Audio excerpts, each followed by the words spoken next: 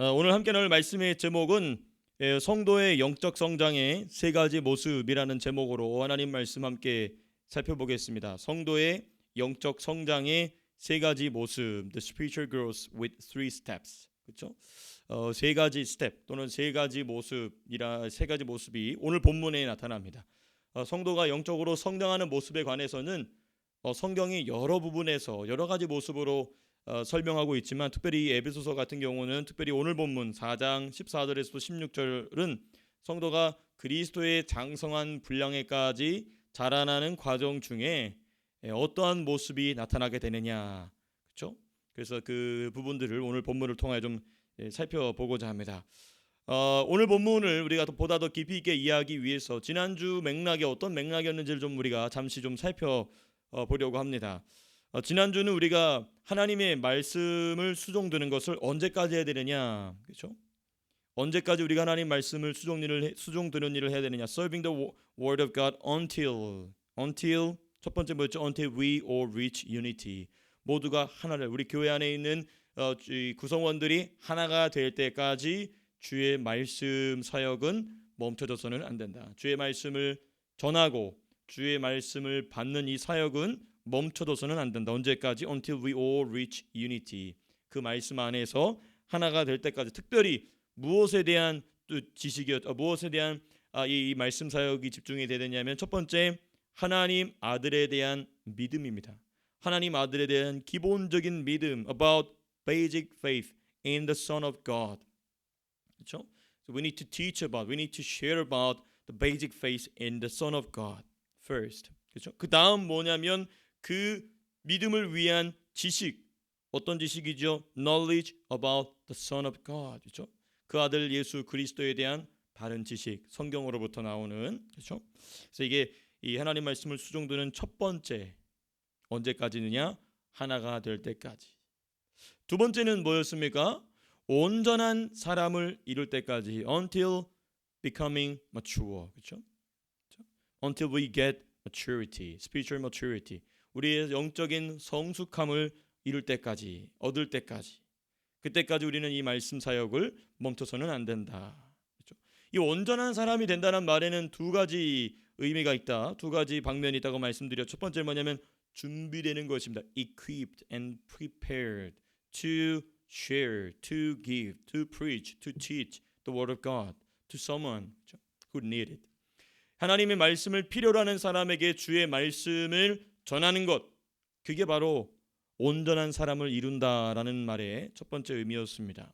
두 번째 의미는 뭐였냐면 성숙함입니다. maturity, spiritual maturity. 뭡니까? 예수 그리스도의 향기가 나는 것, 예수 그리스도로 말미암은 영적인 평안함이, 영적인 평강이 그 사람으로부터 흘러나오는 것입니다.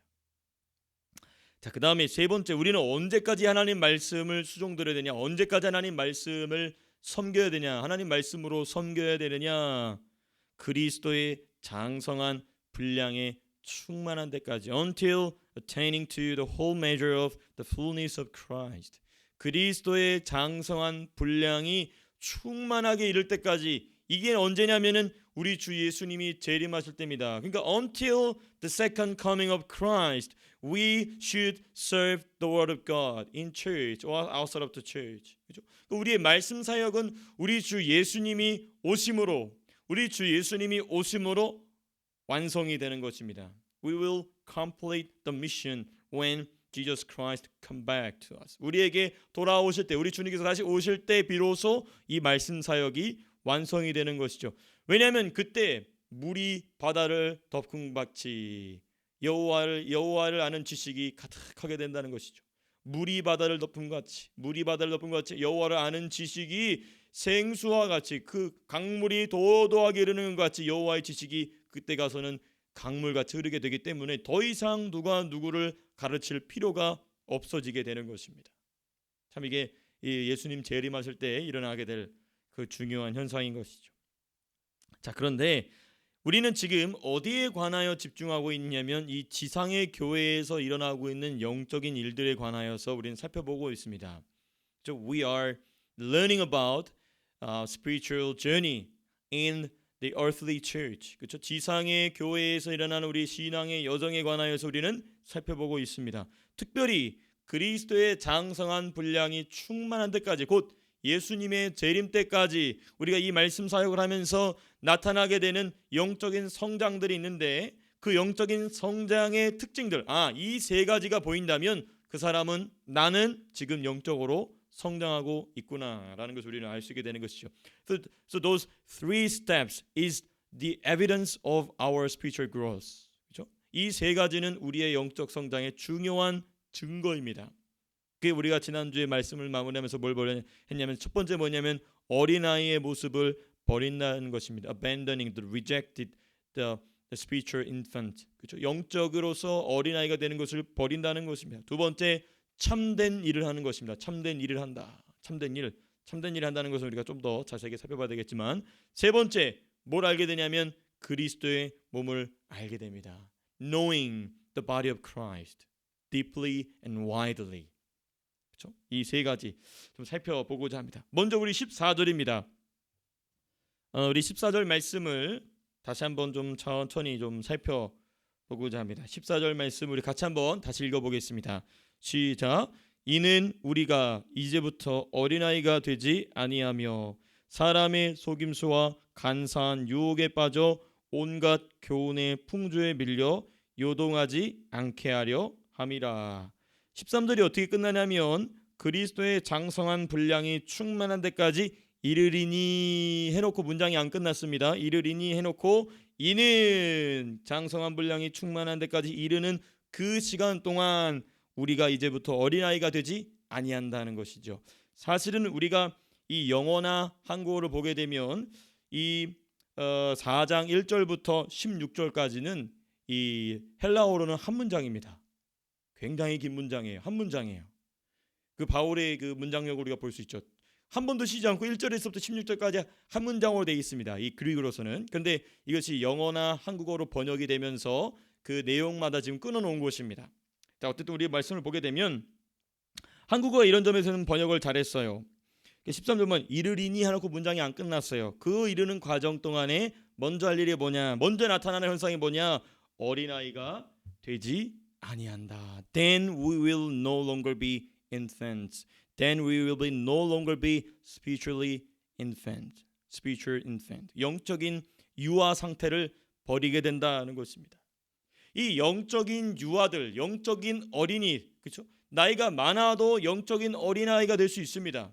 또 나이가 어려도 영적으로는 청년이 될 수도 있습니다.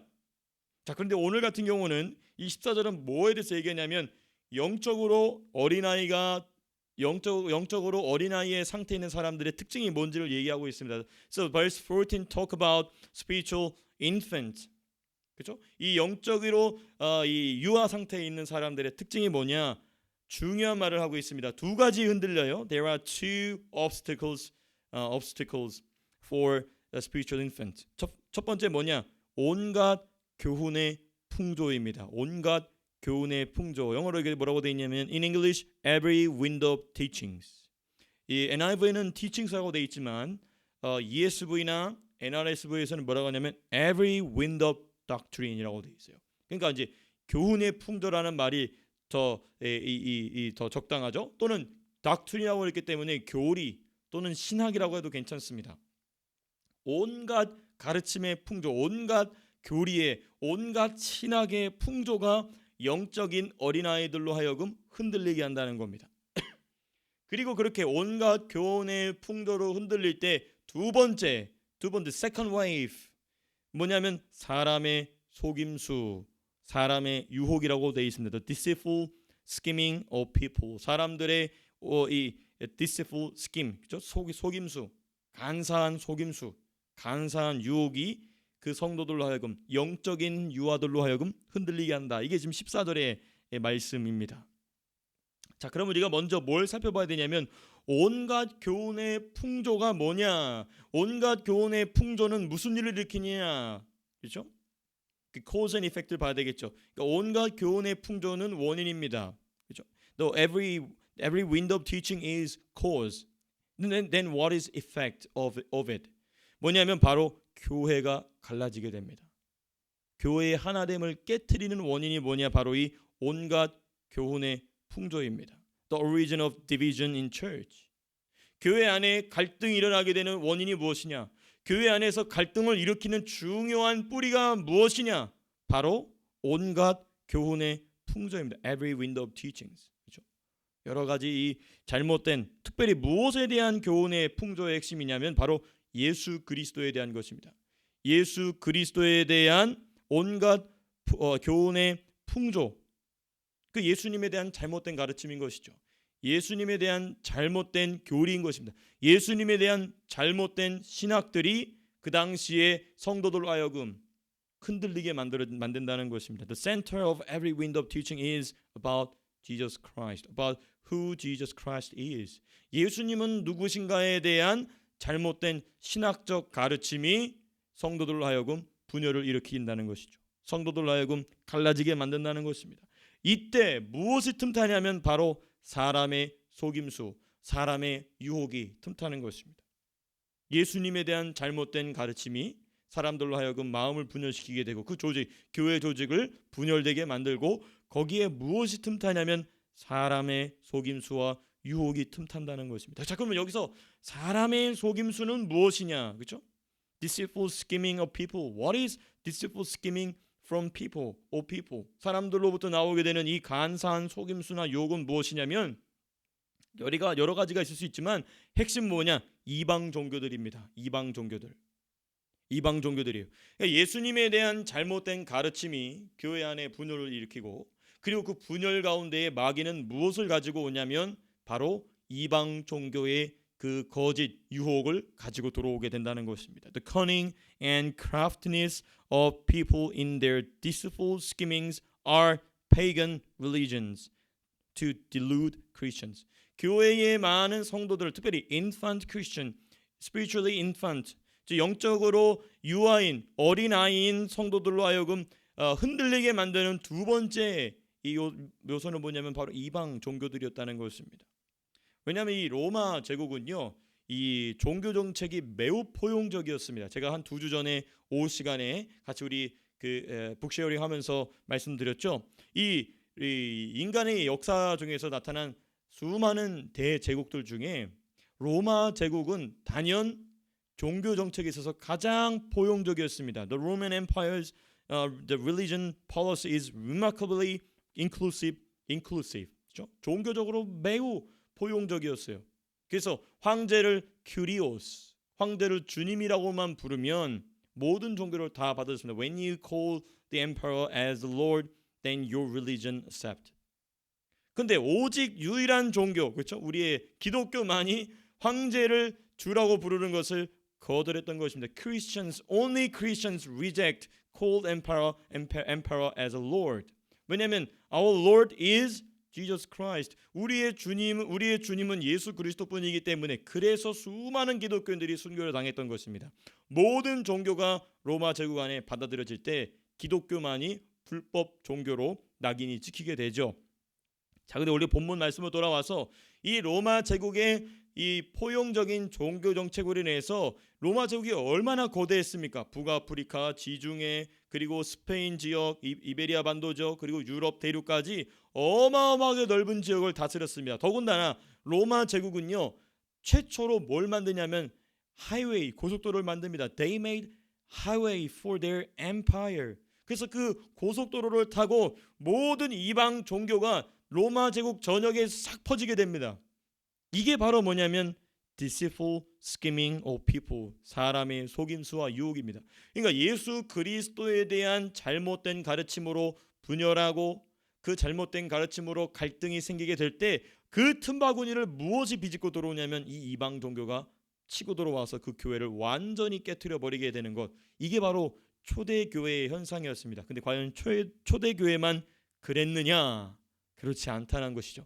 제가 잠시만 우리 교회 역사를 좀 짚어보면서 이 잘못된 교훈들, 잘못된 가르침의 역사를 우리가 좀 잠깐 좀 생각해 보고자 합니다. 왜냐하면 지금도 동일한 방식으로 교회를 깨트리고 있기 때문에 그런 것이죠. So I'd like to talk about the church history, especially about false teachings and doctrine about the truth. 진리에 대한, 특별히 예수님에 대한 잘못된 가르침의 역사. 자, 그럼 초대교회부터 한번 보겠습니다. In early church. 초대교회의 핵심적인 잘못된 가르침의 출발점 어디냐면 예수 그리스도의 신성과 인성에 관한 것이었습니다. 예수님이 하나님과 동시에 사람이시다. 이 부분을 가지고 이단들이 공격해 왔죠. 그렇죠? In the early church, the main theological topic was Jesus' divine nature and human nature. 이 예수님의 성육, about incarnation, 그렇죠? 예수님의 성육신에 관련한 도전이 가장 큰 신학적인 도전이었고 잘못된 가르침이 다 전부 여기서 나왔습니다. 뭐 그 밖에도 많이 있지만 대표적인 이것이었다는 것이죠. 그 다음에 중세교회입니다. The medieval church, the middle ages, the church of middle ages. 중세교회 때는 뭐냐면 구원론입니다. 사람은 어떻게 구원을 받느냐. 좀 어려운 표현으로는 soteriology 또는 about salvation. 사람의 구원에 관하여서 medieval church는 이 부분에 관한 강력한 도전을 받습니다. 특별히 두 가지의 흐름이 이 구원론을 공격했습니다. So the about salvation, the theology of salvation attacked by two waves. The first wave from Greek philosophy, 그리스 철학에서부터 옵니다.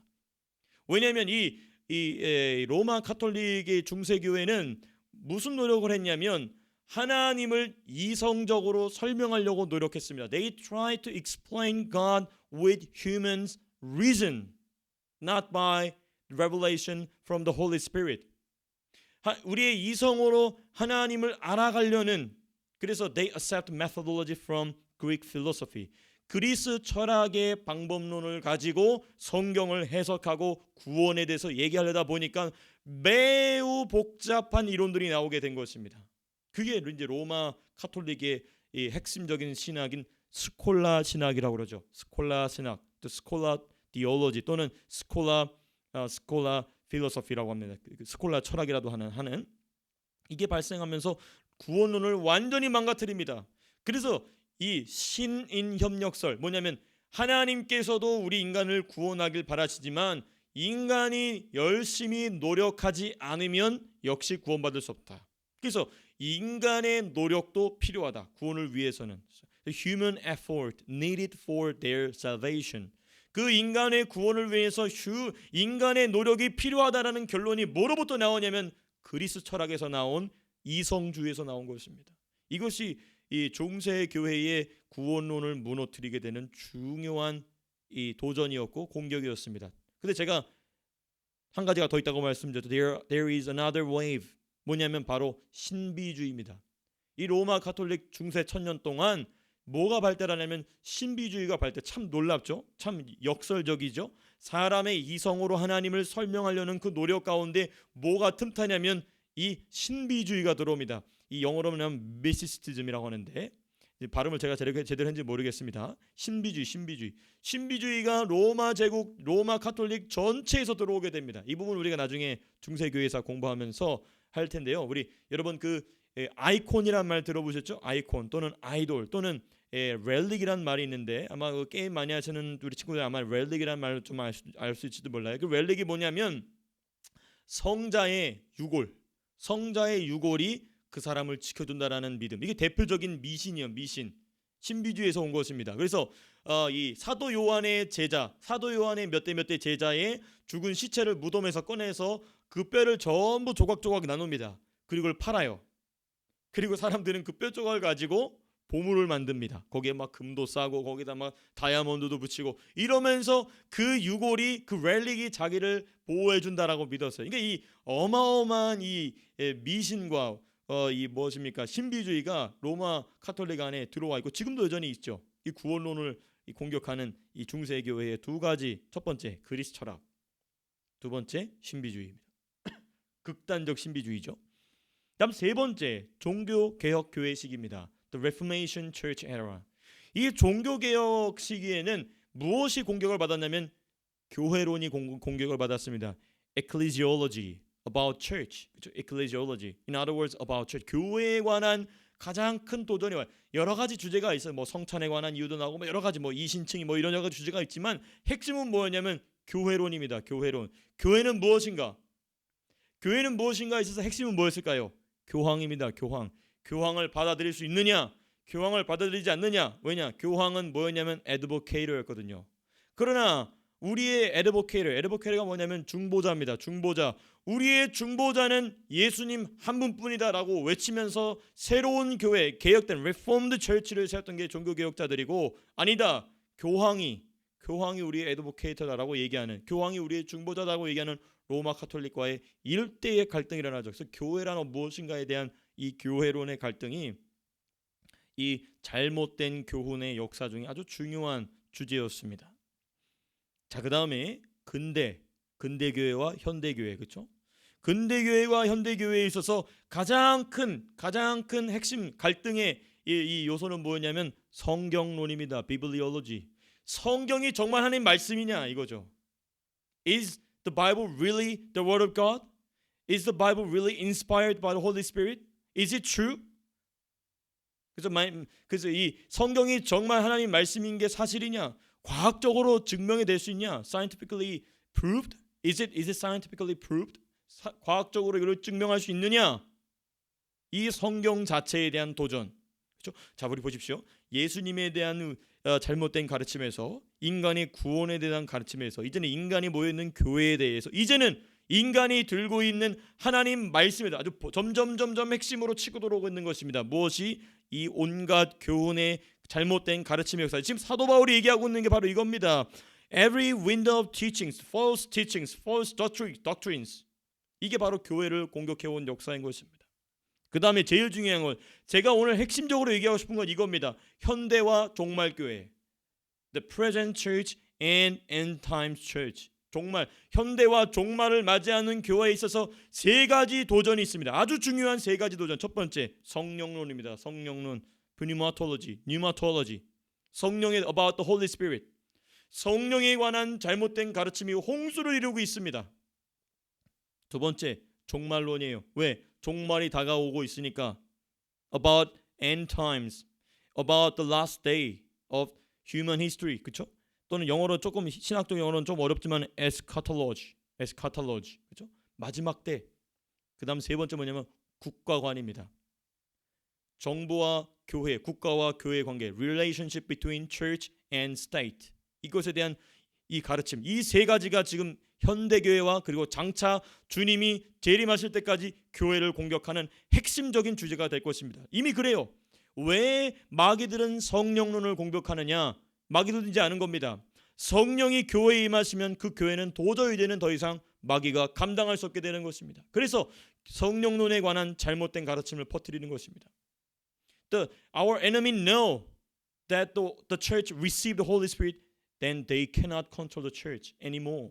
성령에 대한 잘못된 가르침을 퍼뜨림으로써 성령의 세례, the baptism of the Holy Spirit and fullness of the Holy Spirit, 성령의 세례와 성령 충만에 대한 잘못된 가르침을 전파함으로써 교회를 무능력하게 만들어 버리는 것이죠.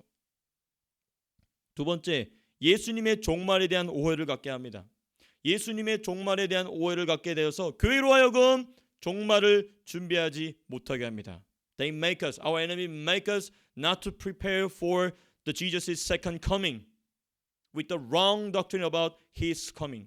예수님의 재림에 대한 잘못된 교리, 잘못된 신학을 온 교회에 퍼뜨려 놓고 교회로 하여금 예수님의 재림을 적절하게, 바르게, 성경적으로 준비하지 못하게 한다는 것입니다. 그리고 이 국가관, 세 번째 국가관이 왜 중요하냐면 나중에 적그리스도가 세울 국가가 있기 때문에 그렇습니다. 적그리스도가 when the Antichrist will come and he will make a state, one of the strongest state in human history. 인간의 역사에서 가장 강력한 나라를 세울 것입니다. 그리고 그 나라로 하여금 그 나라는 교회로 하여금 순종하게 강제할 것이죠. 그래서 교회와 국가의 관계에 대한 잘못된 가르침을 지속적으로 마귀는 교회 안에 집어넣고 있는 것입니다. 이게 바로 사도 바울이 이야기하고 있는 온갖 교훈의 풍조의 최종판입니다. 우리가 이 끝판왕이라고 그러죠. 게임을 보면은 마지막 끝판왕이 제일 세지 않습니까? 끝판왕이에요. 성령론, 종말론, 그리고 국가와 교회의 관계에 대한 잘못된 이해. 더군다나 더 중요한 건 무엇이냐면요. 이 말세의 교회를 타격할 세 가지 잘못된 가르침은 교회사에서 등장했던 모든 잘못된 가르침을 등에 업고 나타날 것입니다. 처음부터 끝까지 전부 다 우리가 나중에 이제 요한계시록을 공부하면서 배우게 될 텐데요. 이 짐승은 여태까지 교회를 공격해왔던 모든 무기를 들고 나타날 것입니다. 그래서 교회는 이것을 깊이 알아야 됩니다. 그래서 제가 조금 지루할 수도 있고 조금 어려울 수도 있지만 이 지난 교회 역사 속에서 교회를 공격해온 여러 가지 주제들을 지금 제가 주일 아침부터 여러분들에게 말씀드리는 이유가 뭐냐면 준비해야 되기 위해서. 교회 역사를 살펴보면요, 그 공격을 준비했던 사람들은 승리했습니다. 그 준비했던 것을 거절하고 나이브하게 그 상태를 유지해오던 사람들은 전부 무너졌어요. 그러나 이 말씀을 가지고 준비했던 사람들은 시대를 바꾸는 주역으로 하나님이 사용하셨다는 것입니다. 너무너무 중요합니다. 특별히 우리 다음 세대 아이들에게도 제가 지금 오늘은 한국어로 주로 얘기하고 있지만 이제 점차 영어로도 따로 우리 아이들에게만 이 말씀을 증거할 수 있는 기회가 올 수 있기 위해서 계속 기도하고 있습니다. 여러분들도 기도해 주세요. 우리 아이들이 이걸 배워야 돼요. 그래서 they need to prepare the last war with our enemy. 우리의 원수들과 싸워야 될 마지막 전쟁, 성령과 종말과 교회와 국가의 관계에 관한 이 중요한 가르침을 우리 아이들이 가르치는 것, 이것이 제가 받은 중요한 사명 중에 하나라고 확신하고 있고 그 일을 위해서 우리 여러분들도 함께 기도해 주고 계신 줄로 믿습니다. 너무너무 중요한 준비인 것이죠. 자, 그러면 이와 같은 교훈의 풍조와 사람의 속임수를 분별하는 힘이 무엇이냐? 이 분별함이 뭐냐면 the power to discern those false teachings and schemes and doctrines. 이 힘은 어디서 오냐면 우리는 항상 옛 것을 돌아봐야 됩니다. 옛적 그 선한 길이라고 그랬죠. 뭐냐면 사도들의 교훈을 따라 전달된 말씀, 곧 하나님의 말씀 성경입니다. The Bible, prophet and apostles teaching in the Bible. 사도들과 선지자들이 피 묻은 손으로 우리에게 전달해 준 그 사도적 가르침, 사도적 권능을 가지고 이 말씀을 중심을 가지고 온갖 교훈의 풍조를 분별하는 것입니다. 이 사람의 속임수에 대한 부분에 대해서도 지금도 여전히 있어요. 제가 그 부분을 얘기할까 말까 하다가 지금 이제 잠깐 좀 말씀을 드리면 이 사람의 속임수 중에 대표적인 예를 들어본다면 여러 가지가 있을 수 있지만 여러분 혹시 관상기도라고 들어보셨습니까? 관상기도, contemplative prayer. 그 우리가 이름만 대면 여러분 잘 아시는 분당의 어떤 침례교 목사님, 지금 은퇴하신 분이신데 원로 목사님이시죠. 이모 목사님이 한국교회 그 관상기도를 퍼뜨리려고 했다가 나중에 호되게 비판을 받고 2년 만에 멈춘 일이 있습니다. 그게 바로 사람의 속임수예요. 그 관상기도라는 것이 무엇이냐면 그게 이제 성공의 이 신부들이 미국에서 시작한 겁니다. 성공의 신부들이 미국에 시작했는데 거기에 누구 오냐면 로마 카톨릭 사제도 오고 뭐 온갖 잡탕들 다 모여서 관상기도 하는 거예요. 호흡을 막 갖추고 뭐 3초마다 한 번씩 호흡을 내뱉고 뭐 이러면서 호흡을 조절하면서 조용히 하면서 또 그 거기서 사용하는 그 떼제 음악이라고 있어요. 여러분 떼제라고 들어보셨는지 모르겠지만 프랑스에 있는 프랑스 중심에서 있는 떼제 공동체라고 있어요. 이건 로마 카톨릭 공동체인데 그 떼제 음악을 틀어놓고 조용히 명상하면서 메디테이트 하면서 성령이 내 중심에 하시는 말씀을 듣는, 이게 바로 뭐냐면 오리엔탈 프레이어 메소드입니다. 이게 동양 종교들이 하는 이따위 명상을 가지고 관상기도라 이름을 붙여서 미국에 시작된 것을 한국에다가 심을, 이게 바로 뭐냐면 온갖 교훈의 풍조로 갈라져 있는 교회 가운데 틈타는 사람의 속임수입니다. 그거를 한국에 존경받는 정말 유명한 그 목사님이 그 한국에 가져와가지고 하려다가 어지간히 공격을 받고 멈췄는데 지금도 그 비슷한 거 하고 있습니다. 그분은 그거 못 버려요. 그게 바로 뭐냐면 사람의 속임수입니다. 그게 사람의 속임수예요. 성령은 그렇게 말씀하지 않습니다. 역동적으로 말씀하시는 분이세요. 근데 사람이 숨 쉬는 것을 조절하면서 명상을 하면서 무슨 음악을 틀어놓고 이게 바로 귀신이라는 것입니다. 이러한 거짓된 속임수가 우리 교회 안에 깊숙이 들어와 있다는 것입니다.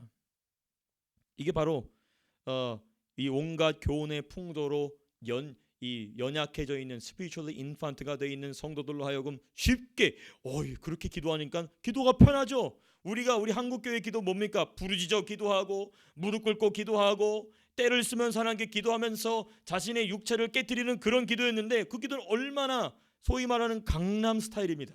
그렇죠? 강남 스타일이에요. 얼마나 뭡니까? 여유롭고 자연 속에서, 그래서 그분 그 자연 속에다가 기도원도 만들어서 그거 해요. 참 이게 한국 교회를 어지럽히는, 여러 가지 교회를 어지럽히는, 이 영적으로 유아 상태에 있는 교회들을, 성도님들을 어지럽히는 잘못된 가르침이라는 것입니다.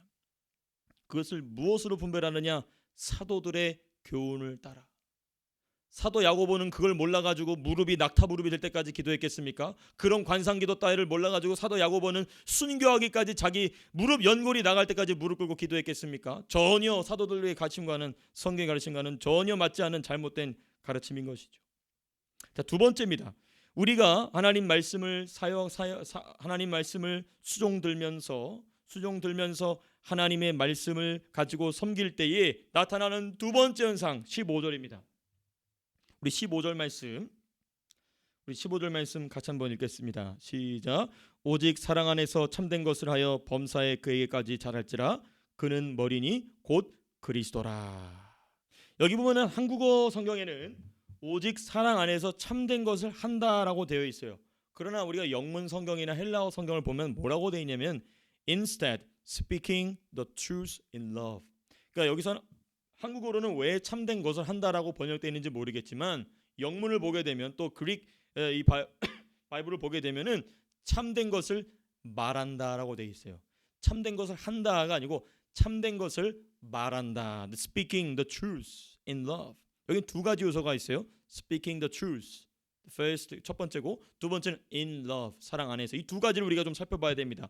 우리가 하나님 말씀을 전하고 또 하나님 말씀을 받으면서 일어나는 영적 성장의 중요한 특징 두 번째 뭐냐면 speaking the truth, 진리를 말한다는 것입니다. 이 진리를 말한다는 것은 무엇일까? 성도는요, 진리를 말하는 것으로 성장합니다. 아주 중요해요. Spiritual growth comes from speaking the truth to someone. 누군가에게 이 진리를 말하는 것으로 성장하는 것입니다. 우리가 영적인 성장을 오랫동안 무슨 시간이 지나면 아닙니다. 그게 아니에요. 오늘 에베소서는 분명히 우리한테 얘기하고 있습니다. 우리가 영적으로 어떻게 성장하냐? 진리를 말해야 성장한다는 것입니다. 진리를 말함으로 성장한다는 것입니다. 누군가에게 이 진리를 말함으로써 듣든지 아니 듣든지 이 말씀을 말함으로써 성장한다는 것입니다. How and why? 왜냐하면요, 진리를 말할 때, 여러분 진리를 들을 때와 그 들은 말씀을 말할 때는 그 진리에 대한 깊은 이해가 확실히 달라집니다. 진리를 들을 때는 그냥 들은 것으로 남아 있어요. 그런데 내가 그것을 말할 때는 무슨 일이 일어나냐면 그것이 소화가 됩니다. 소화가 되고 내 것이 됩니다. When we speak the truth, then you can digest the truth thoroughly. 그냥 들을 때는 이해가 되는 정도였어요. 내가 알고 있는 것 같았어요. 근데 여러분 이 말씀 가지고 누구한테 얘기해 보십시오. 그때 그게 뭐였지? 그러면서 그 말씀을 보다 더 깊이 있게 곱씹기 시작하게 되고 그제서야 그 말씀을 소화하게 되는 것입니다. 그러니까 조금 더 자세하게 말씀드리면 우리의 영적 성장이 더딘 이유는 무엇인가? 예수를 10년, 20년 믿어도 왜 영적인 성장이 일어나지 않는가? 여러 가지 이유가 있을 수 있지만은 핵심은 뭐냐? 받은 것을 전하지 않았기 때문입니다. The main reason of the stopping or delayed spiritual growth is not speaking about the truth that we receive every Lord's Day morning. 우리가 주일 아침마다 받은 이 말씀을 그냥 받고만 말아버리면 나는 받으면 말씀을 들으면서 그렇지 깨달으면서 뭔가 된 것 같아요. 근데 된 거 아닙니다. 그것은 시작에 불과합니다. That is only the beginning. 그것은 시작에 불과합니다.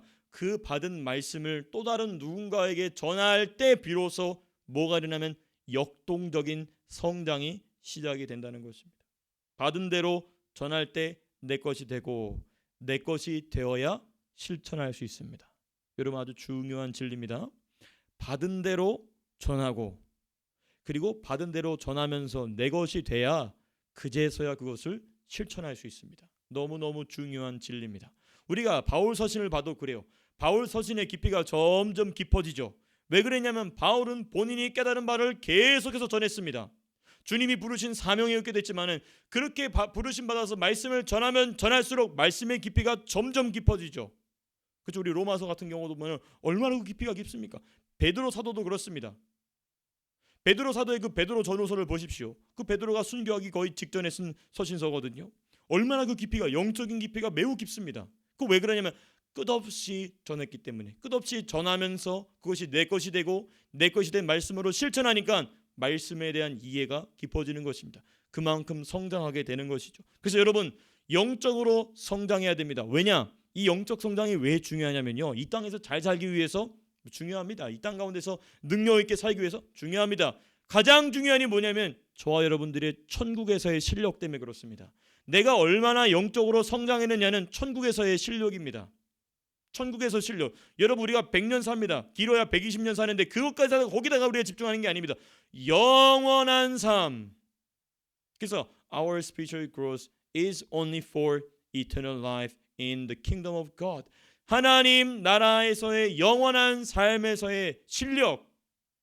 그걸 위해서 우리는 영적으로 성장해야 되는 것이죠. 그래서 우리는 뭐 해야 된다고요? 말씀을 듣든지 아니 듣든지 계속해서 전해야 됩니다. 전하면서 그것이 내 것이 되고 그리고 내 것이 될 때 비로소 내가 그것을 실천할 수 있게 되기 때문인 것입니다. 두 번째 뭐냐면 오직 사랑 안에서입니다. Speaking the truth in love. 여기서 말하는 이 love는 뭐냐면 진리를 말할 때의 태도를 이야기하는 것입니다. It's about the attitude for speaking the truth. Our attitude, our position 또는 our condition이라고 해야 될까? 조건이라고 할 수도 있어요. 하나님 말씀을 전할 때의 조건, 태도. 그렇죠? 근데 여기서 보면은 in love라고 할 때 이 love는 뭐냐면 아가페 love입니다. 아가페 사랑이에요. 사도 바울이 언급한 이 사랑은 에로스나 또는 필레오의 사랑이 아니에요. 아가페 사랑입니다. 아가페 love. The Apostle Paul talks about agape love. What is agape love? 이 아가페 러브는 뭐냐면 사람이 가질 수 없는 신적인 사랑입니다. 사람이 만들어낼 수 없어요. We cannot make the agape love, divine love. 우리는 그거 만들 수 없습니다. No one can make agape love because it is divine love. 신적인 사랑이기 때문에 하나님만이 주실 수, 하나님만이 하실 수 있는 사랑이 아가페 사랑입니다. 그래서 사도 바울이 뭐라고 하냐면 When you speak the truth, you should have agape love. How can we have the agape love? Because it is divine love. 이건 신적인 사랑이에요. 우리가 어떻게 이걸 갖느냐? 여기서 중요한 게 뭐냐면 바로 성령의 역사입니다. 아가페 사랑은 오직 누가 주신다? 성령님이 주신다. We can receive agape love from Holy Spirit only. 오직 성령으로부터 아가페 사랑을 받게 돼. 그래서 그 신적인 사랑을 받음으로써 하나님의 말씀을 말하는 것이죠. So when we speak the truth, we should have agape love, divine love from the Holy Spirit. 그래서 하나님의 말씀을 사랑으로 말하고 그리고 하나님 말씀을 사랑으로 받고 So Holy Spirit make us to give and receive the word of God in agape love, in divine love. 하나님 말씀을 말할 때 사랑으로 말하고 하나님 말씀을 받을 때 사랑으로 듣게 하시는 성령. 인간의 사랑이 아닙니다. 하나님의 사랑, 아가페 사랑, 신적인 사랑, 거룩한 사랑인 것이죠. 그래서 사도 바울은 고린도전서 2장 1절에서부터 5절 너무나 중요한 말씀을 우리 한번 찾아볼까요? Let's find out the 1 Corinthians chapter 2 verse 1 to 5. 고린도전서 2장 1절에서부터 5절. 고린도전서 제2장 1절에서부터 5절까지의 말씀. 우리 1절부터 같이 한번 읽어보겠습니다. 시작.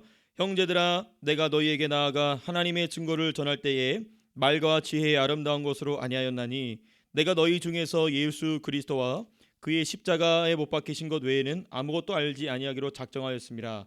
내가 너희 가운데 거할 때에 약하고 두려워하고 심히 떨었노라.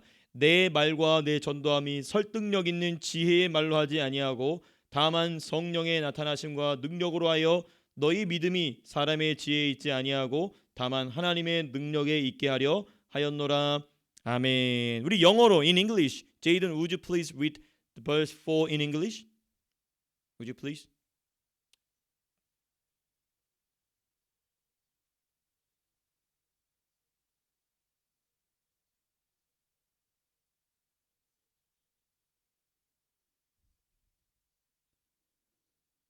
네. verse 4인데 verse 4.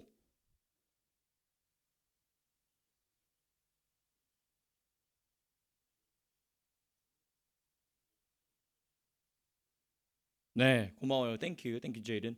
성령의 나타나심과 능력으로 말한다는 것입니다. 성령의 나타나심과 능력으로 말할 때에 무엇으로 말하게 되냐면 하나님의 사랑으로 말하게 되는 것입니다. 성령의 나타나심으로 말씀을 받으면 하나님의 사랑으로 말씀을 받게 되는 것입니다. 그러면 누구에게 성령이 나타나시느냐, 이게 중요하겠죠. Who can have a demonstration of the Holy Spirit's power? 누가 이 말씀, 누가 하나님의 성령의 나타나심을 경험할 수 있게 되느냐? 사도 바울이 중요한 말을 했습니다. 몇 절이냐면 3절입니다. In verse 3. 3절 보시면 내가 너희 가운데 거할 때에 약하고 두려워하고 심히 떨었노라. In English, I came to you in weakness with great fear and trembling for the demonstration of Holy Spirit. 성령의 나타남을 위해서 내가 약하고 두려워하고 심히 떨었다. 여러분, 바울의 인생에 있어서 무엇인가 두려워해 본 적이 없는 사람입니다. Apostle Paul never fear about something. Even he didn't fear about his death, his martyr. 그가 순교하는 것조차도 두려워하지 않았어요. 사망을 두려워하지 않았습니다. 근데 유일하게 사도 바울이 두려워했던 게 뭐냐? 성령의 나타나심이 없을까봐. He had a great fear for and trembling for the demonstration of the Holy Spirit. 성령의 나타남을 위해서 심히 떨었다. 사도 바울은 죽음을 초월했던 사람입니다. He already overcame the death. 근데 그 죽음조차 뛰어넘었던 위대한 하나님의 사람이 유일하게 두려워했던 게 뭐냐? 자기가 하나님 말씀을 말할 때 누가 나타나지 않으실까봐, 성령이 나타나서 자기의 사역을 돕지 않으실까봐. He had a great fear about not help from the Holy Spirit. 성령께서 자기를 돕지 않으실까봐 그것을 가지고 두려워 떨었다는 것입니다. 그러므로 우리는 뭘 생각해야 되냐면 사도 바울이 떨었다면 우리는 얼마나 더 떨어야 되느냐. 그렇죠? 사도 바울이 떨었다면 우리는 얼마나 더 떨어야 되느냐. 무엇을 위해서? 하나님 말씀을 전할 때, 그리고 하나님 말씀을 받을 때 우리는 얼마나 떨고 있느냐. 너무나 중요한 것입니다. 하나님의 말씀이 사랑 가운데 전달되고 사랑 가운데 받을 수 있도록 제일 먼저 떨어야 될 사람이 누구냐? 목사입니다. 목사인 저부터 항상 떨려와 애를 쓰고 있습니다. 또 우리 사랑하는 성도님 여러분들 역시 뭐 해야 되냐면 떨어야 돼요. 하나님의 말씀을 하나님의 사랑으로 들을 수 있도록 성령이여 나에게 나타나 역사하여 주시옵소서. 떨어야 됩니다. 떨어야 돼요. 우리는 사도 바울보다 나을 수 없는 사람들입니다. 그렇죠? 사도 바울처럼 정말 위대하게, 어떤 신학자는 뭐라고 하냐면 인류에 태어났던 인간 중에 가장 예수 그리스도의 모습에 가까웠던 사람을 뽑는다면 사도 바울을 뽑는다라고 얘기했어요. 그만큼 주님을 위하여 헌신됐던 사도 바울이 유일하게 두려웠던 게 뭐냐? 성령의 나타남이 없을까봐 두려워 떨었다는 것입니다. 저와 여러분들도 떨어야 될 줄로 믿습니다. 그게 우리 교회의 생명입니다. 그게 우리 교회의 생명이고 여러분들의 영적 성장의 생명입니다. 너무너무 중요합니다. 성령께서 내 삶 가운데 특별히 내가 말씀을 전하고 들을 때에 성령께서 나타나 주시길 위해서 두려워 떠는 것, 그게 하나님이 기뻐하시는 두려움, 하나님 기뻐하시는 trembling, the spiritual trembling for the demonstration of the Holy Spirit. 성령의 나타나심을 위한 두려움, 떨림. 그게 바로 목사인 정서영 목사의 생명이고 우리 사랑하는 성님들의 중요한 생명이 되시기를 주님을 축복합니다. 내가 얼마나 성령의 나타나심을 위해서 떨었느냐가 저와 여러분들의 인생의 성공 여부를 가르는 것입니다. 마지막입니다. 우리가 하나님 말씀을 그리스도의 장성한 분량에 이를 때까지 하나님 말씀을 전하고 받는 그 모든 과정 속에서 나타난 세 번째 특징, the third steps, 뭐냐면 16절에 나옵니다. 오늘 본문 에베소서 4장 16절 같이 한번 읽어보겠습니다. 시작. 그에게서 온 몸이 각 마디를 통하여 도움을 받음으로 연결되고 결합되어 각 지체의 분량대로 역사하여 그 몸을 자라게 하며 사랑 안에서 스스로 세우느니라. 여기 보면은 온 몸이란 표현이 있어요. His whole body라고 되어 있습니다. whole body, the whole body라고 되어 있어요. 뭐냐면 우리가 하나님 말씀을 사랑 안에서 전하고 하나님 말씀을 사랑 안에서 받을 때, when we give and receive the word of God in love with the Holy Spirit, then we can see, we can realize the whole body of Christ. 예수 그리스도의 몸 전체를 깨닫게 됩니다. 이 몸 전체를 보게 되고 깨닫게 됨으로써 뭘 알게 되냐면요, see and realize the head of Jesus Christ first. 이 몸의 머리는 누구시냐? 예수 그리스도이심을 보게 돼요. 아는 정도가 아니고 내가 보게 됩니다. 그리고 뭘 보게 되냐면 His body, church, 그의 몸된 교회를 보게 돼요. 자, 그럼 여기서 중요한 역할이 있습니다. 몸 전체를 봅니다. 그렇죠? Whole body. Now we can see the whole body. 그 다음에 뭘 보냐면 각 위치를 봐요. 몸의 위치를 봅니다. Each positions of part of bodies. 좀 몸의 부분들의 그 포지션을 위치를 보게 됩니다. 그 다음 뭘 보냐면 roles, the mission. 그렇죠? 그 모든 각 몸의 부분들이 가지고 있는 역할들을 보게 돼요. 그러므로 뭘 찾게 되냐면 자기 위치를 찾게 됩니다. Then we can find out ourselves position and mission and role in the body of Christ, in church. 교회 안에서 그리스도의 몸된 교회 안에서 자기의 위치가 어딘지를 보게 됩니다. 그리고 그 자리로 알아서 찾아 들어갑니다. 어떨 때에 주의 말씀을 사랑으로 전하고 사랑으로 받을 때 일어나는 일인 것입니다.